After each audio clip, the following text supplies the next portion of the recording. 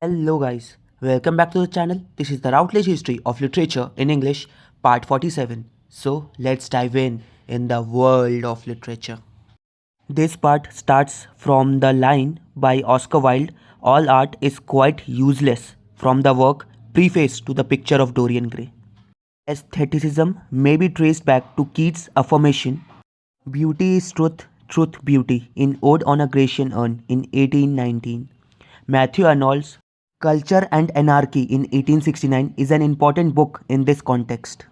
The re-evaluation of art and the philosophical consequences of this are found more significantly in the works of two of the most influential critics of the age, John Ruskin and Walter Pater.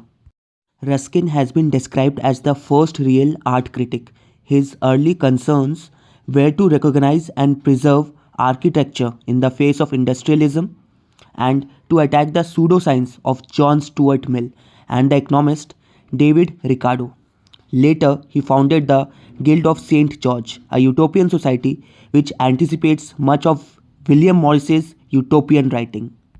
His criticism ranged from genuine re-evaluations of painters such as Giotto to all-encompassing critiques of social concerns which became angrier and more political as he grew older, as for instance in Fors Clavigera between 1871 to 1878.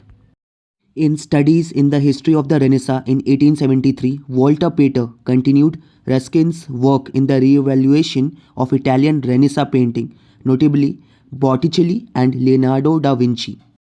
Marius the Epicurean in 1885 used the form of fictional biography to explore his concerns with Christianity, paganism, and the classical world. His another work, Appreciations with an Essay on Style in 1889, confirmed his status both as a writer and an aesthete. It was Pater who introduced the phrase the desire for beauty, the love of art for art's sake into English, deriving it from Theophile Gautier, who had used the phrase la pour la as early as 1835. In the 1880s and 1890s, the aesthetic movement became associated with the kind of pale young man parodied in Gilbert and Sullivan's operetta Patience in 1881. Oscar Wilde is remembered best as the author of theatrical comedies and for the humiliating end to his career when he was sentenced to 2 years hard labor for homosexual offences made illegal in 1885. One of Oscar Wilde's stories which effectively explores Victorian assumptions and values about a variety of issues, including art, is The Picture of Dorian Gray. It is the story of a beautiful young man and his portrait. Few lines are also given from the work Preface to the Picture of Dorian Gray. All art is at once surface and symbol. Those who go beneath the surface do so at their peril. Those who read the symbol do so at their peril. Wilde's essays reveal a serious, concerned thinker behind the aesthetic masks.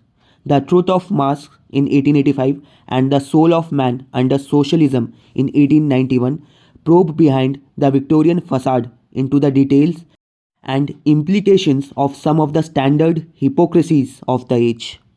Few lines are given from the essay The Soul of Man under Socialism.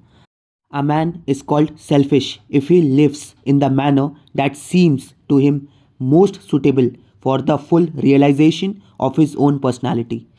It is not selfish to think for oneself. A man who does not think for himself does not think at all.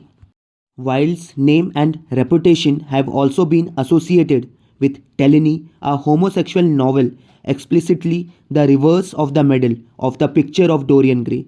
This was published with no author's name in 1893 by Leonard Smithers, who was to publish most of Wilde's later writing.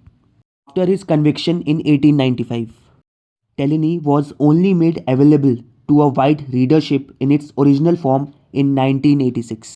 If you have any doubts or query, you can ask me in the comment section below, or you can even message me in the social media IDs that are given below in the description box. And do share the video to all those who wants to be the part of this literary journey. So that's all for today's video. Thank you and signing out.